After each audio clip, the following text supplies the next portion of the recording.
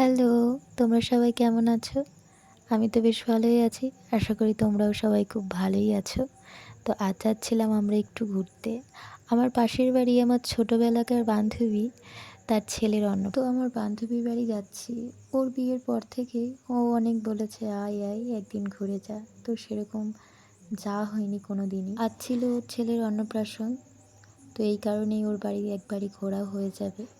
তো আমরা সবাই বেরিয়ে পড়েছিলাম। আমাদের পাড়ার অনেকেরই সবার নিমন্ত্রণ ছিল। তো অনেকজন মিলেই গেছিলাম। তো ওদের বাড়িটা আমাদের থেকে প্রায় অনেকটাই দূরে ছিল। তো যাচ্ছিলাম, যাওয়ার সময় একটু ভগবানের দর্শন হয়ে গেল। ওদের বাড়িতে যাওয়ার পথে এই মন্দিরটা পড়ে, বেশ জাগ্রত। তো ওখানে দাঁড়ানো হলো, সবাই প্রণাম করে নিল ঠাকুরকে। তারপরেই ওদের বাড়িতে চলে আসলাম। আর এসে তো দেখলাম ও এখনও রেডি হয়নি। এই যে পুচকু, পুচকু যখন ছোট ছিল ওকে আমার খুবই ভালো লাগতো। এখনও প্রচণ্ড ভালো লাগে। আমি ছাদে থাকলে ওকে ডাকি আর ও এসে তাকায়। ও জানে আমি ছাদে থাকি। এত ভালো লাগে আর হাসে আর ডাকে, এই এই করে ডাকে। এসে যেই ওকে আমি ডেকেছি, "সোনা তুমি কেমন আছো?" ও তো খুব খুশি। ওদের বাড়িতে যাওয়ার পরে আমরা একটু ওদের বাইরে একটু বাজারে ঘুরে বেড়াচ্ছিলাম। তো অনেকক্ষণই ছিলাম ওদের বাড়িতে। তো ওখান থেকে বেরিয়ে পড়লাম। লজে ছিল অনুষ্ঠান, তো সেখানেই আমরা চলে গেলাম। ও আসছিল পরে, বলল, "যা, আমি যাচ্ছি।" তো আমরা তো সবাই চলেই আসলাম লজে। আর খুব সুন্দর সাজিয়েছিল। আর পুচকুর দুটো ছবি দিয়েছিল, এত ভালো লাগছিল দেখতে, ওর নজর না লেগে যায়। তো এসেই তো আমরা খেয়ে নিলাম ফুচকা। ফুচকা খাওয়ার পরে আমরা আবার ওখানে উপরে গেছিলাম, গিয়ে একটু আড্ডা দিলাম সবাই মিলেই। তখনও বান্ধবী তো আসেনি, ও সাজছিল।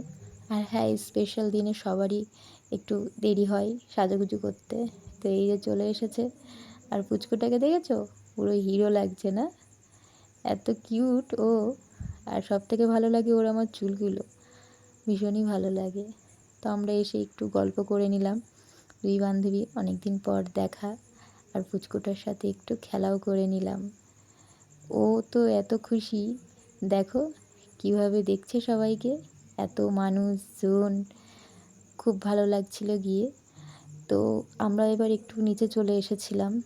নিচে আসার পরে ওদেরই রাস্তায় একটু হাঁটাহাঁটি করছিলাম। আর এই যে আমি আর আমার বান্ধবী একটু ঢং করছিলাম দুজন মিলে, একটু ছবি টবি তুললাম।